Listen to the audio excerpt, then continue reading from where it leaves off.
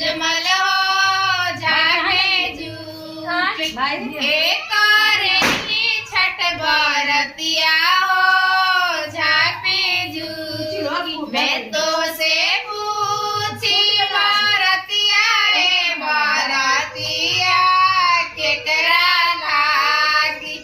एक करेलू छठ बरतिया हो केकरा ला हमरो जे स्वामी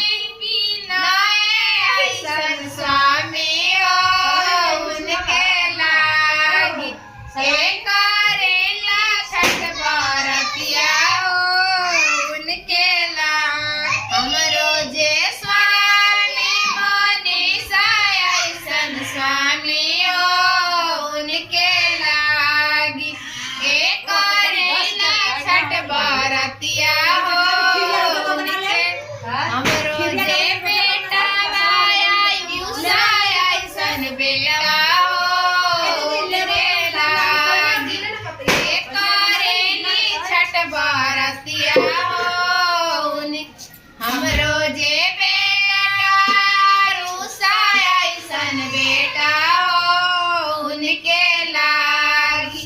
एक करेला छठ बरतिया हो हमरो